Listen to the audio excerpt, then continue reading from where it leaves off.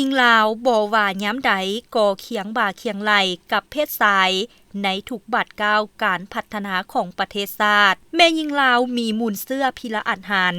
เคียงบ่าเคียงไหลกับเพศชายในการต่อสู้กู้ชาติมีความดุมันขยันเพียรในการออกแรงงานและมีสีไม้ลายมือที่ปานีตงดงามแม่ยิงลาวได้สืบทอดมูลเสื้อดังกล่าวนับแต่อดีตจนถึงปัจจุบันและในโอกาสกองประชุมใหญ่ผู้แทนสมาชิกพรรคครั้งที่6องค์คณะพรรคกระทรวงป้องกันประเทศที่ไขขึ้นในระหว่างวันที่7หาวันที่8สิงหาคม2025นี้สหพันธ์แม่หญิงกองทัพได้จัดงานตลาดนัดวางแสดงสินค้าอุปโภคบริโภคขึ้นเพื่อคำนับสมเสยกองประชุมผู้แทนสมาชิกพรรคครั้งที่6องค์คณะพรรคกระทรวงป้องกันประเทศสหายผลจัตวานนางไพวรอินทบุตรหัวหน้าห้องการสหพันธ์แม่หญิงกองทัพให้สัมภาษณ์ว่าเกี่ยวกับการจัดงานตลาดนัดในครั้งนี้แม่นพวกเขาได้ปลุกระดมบรรดาคณะนำสหพันธ์แม่หญิงหรือน้องสมาชิกสหพันธ์แม่หญิงและภาคส่วนต่างๆเข้าร่วมแล้วก็เป็นต้นพวกเขาได้ร่วมกับสมาคมคุณค้าลาวเนาะในการตั้งหากล้าเกี่ยมสถานที่และการประกอบแต่ละห้านเข้ามาอยู่ในดังกล่าวนี้และมีทั้งหมดทั้งเป็นจำนวน120กว่าห้านเนาะและอยู่ในนั้นและมีคณะนำบรรดาครอบครัวตัวแบบและบรรดากลุ่มกองต่างๆที่ขึ้นกับน้องสหพันธ์แม่หญิงอยู่ในเขตใจกลางนครหลวงของพวกเขาแล้วก็ยังมีบุตรของสมาคมคุณค้าลาว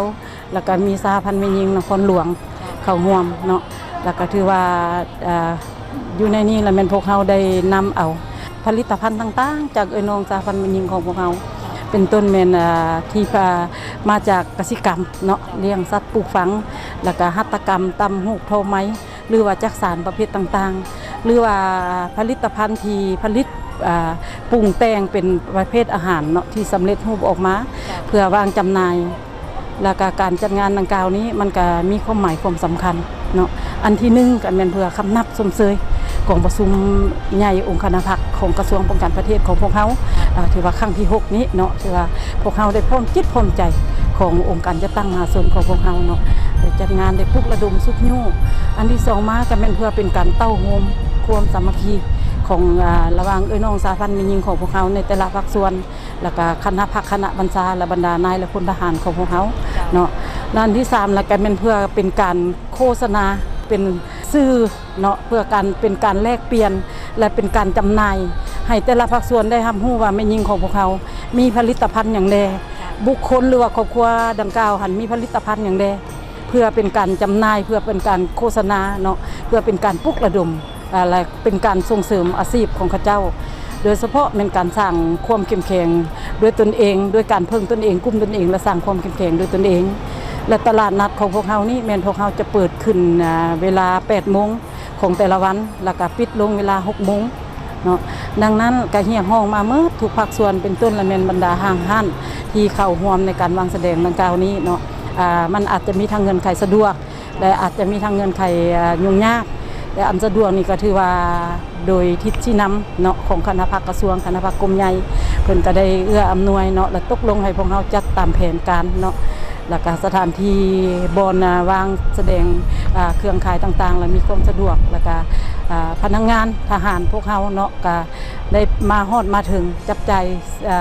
ถือว่าได้สุกยู่อะไรอันยุ่งยากแน่แล้วมันก็ช่วงอยู่ในฤดูร้อนแน่และบางครั้งมันบางมื้อมันอาจจะเสี่ยงกับการฝนตกแต่ก็ว่าเฮียห้องมาทุกภาคส่วนจงมีความรับผิดชอบเนาะแล้วก็อันที่สำคัญที่สุดและเป็นความสงบปลอดภัยเนาะแล้วก็ห้านที่ได้ขายหรือบ่ได้ขายก็แม่นการสร้างผลงานร่วมกันเนาะอันนี้ละแม่นจุดประสงค์ของการจัดงานในมื้อนี้แล้วก็อีกนึงก็ขอแสดงความขอบอกขอบใจมันยังคณะพรรคกระทรวงป้องกันประเทศคณะพรรคกรมใหญ่การเมืองกองทัพและก็ทางศูนย์กลางสหพันธ์หญิงลาว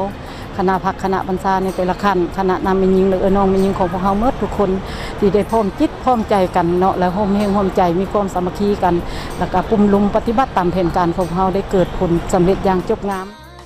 ภายในงานตลาดนัดครั้งนี้ได้มีหลายภาคส่วนนำเอาผลิตภัณฑ์สินค้าเข้ามาวางแสดงจำหน่ายซึ่งเป็นผลิตภัณฑ์ที่มาจากสีไม้ลายมือของน้องแม่หญิงลาวเว้ารวม เว้าเฉพาะในงานนี้แม่นสีมือของเอื้อยน้องสหพันธ์แม่หญิงกองทัพเฮาซึ่งแสดงให้เห็นถึงความดุมันทางด้านการออกแห่งงานสีไม้ลายมือที่ปราณีตงดงามของแม่หญิงที่ได้นำมาวางแสดงเฮ็ดให้บรรยากาศดำเนินไปด้วยความคึกคืนและมีความหมายในโอกาสเข้าร่วมงานวางแสดงสินค้าในครั้งนี้ยังได้ให้สัมภาษณ์ต่อทีมงานรายการเป้าหมายแผนกผลิตรายการกองโทรภาพกองทัพว่าวันนี้รู้สึกดีใจที่ว่าได้เข้ามาร่วมงานวางแสดงงานตลาดนัดสหพันธ์แม่หญิงกองทัพที่จัดขึ้นทางงานพวกเราก็ได้มีสินค้ามาวางแสดงจำนวน20 กว่ารายการตัวสินค้าที่นำมาครั้งนี้ก็ถือว่าได้รับความนิยมเป็นต้นแม่นกระเป๋ากับเสื้อบางชนิดเนาะขอเฮียนซื้นบรรดาพ่อค้าเซาขายพนักงานทหารและสื่อมวลชนเข้ามาเที่ยวชมในงานครั้งนี้เพื่อให้กระบวนการดังกล่าวมีความฟุดฟื้นมวลซื่นสำหรับแผนกสหพันธ์แม่หญิงกองพันใหญ่621ของเฮาก็ได้มีกิจกรรมเพื่อขายเครื่องย่อยเนาะเป็นต้นเป็นผลิตภัณฑ์ของเอื้อยน้องสหพันธ์แม่หญิงแล้วก็ภายในกรมกองแล้วก็แบบว่าเป็นเครื่องผลิตภัณฑ์ที่ปลูกฝังอยู่ภายในกรมกองของพวกเฮาตั้งทัพอยู่เนาะเป็นต้นแบบผลิตภัณฑ์ก็คือที่พวกเฮาเห็นเนาะอยู่ในนี้หั่นจะมีอยู่เป็นพืชผักเฮาปลูกเองได้แล้วก็แบบผลิตภัณฑ์ที่ว่าเฮาหาได้ตามขอบเขตนั้นเนาะและในนั้นพวกเฮาได้มาเฮ็ดเป็นผลิตภัณฑ์เป็นอาหารสุกเพื่อจำหน่ายบริโภคอยู่ในตลาดนัดในครั้งนี้เนาะเฮาเอกนางพุทธลีหน้าที่รับผิดชอบเป็นช่วยเวียกศูนย์สนองมาจากสถาบันกัญญาการแพทย์พื้นเมือง104กองทัพเมื่อนี้เฮามีสินค้ามาขายภายในงานวางตลาดนัดของสหพันธ์แม่หญิงเฮาจะมียาที่เฮาเฮ็ดเองแล้วก็ยานำเข้าจากบริษัทอื่นแล้วก็มาจากเวียดนามข้าพเจ้าชื่อนางมองบัวคำดีในนามเป็นผู้รับผิดชอบกิจกรรมส่งเสริมวิชาชีพนอกระบบของสมาคมคุณค่าลาวเนาะข้าพเจ้าก็มีความประทับใจหลายอยู่ในที่ว่าสหพันธ์แม่หญิงกองทัพเพิ่นก็ให้ความหมายความสำคัญให้ทางสมาคมคุณค่าลาวได้นำเอาสินค้าเนาะได้เข้ามา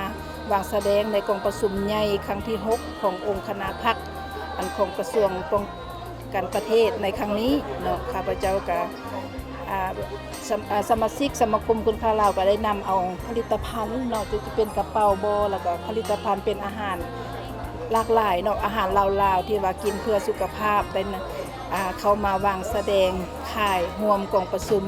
เนาะในครั้งนี้ตลอดระยะการกะเกียมกองประชุมจนฮอดมื้อสำเร็จ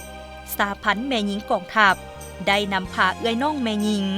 ได้สร้างหลายขบวนการต่างๆที่ปิ่นอ้อมทั้งหมดนี้ก็เพื่อประกอบส่วนอันสำคัญเฮ็ดให้กองประชุมใหญ่ผู้แทนสมาชิกพรรคครั้งที่6องค์คณะพรรคกระทรวงป้องกันประเทศครั้งนี้ดำเนินไปด้วยมรรคผลความสำเร็จอันจบงาม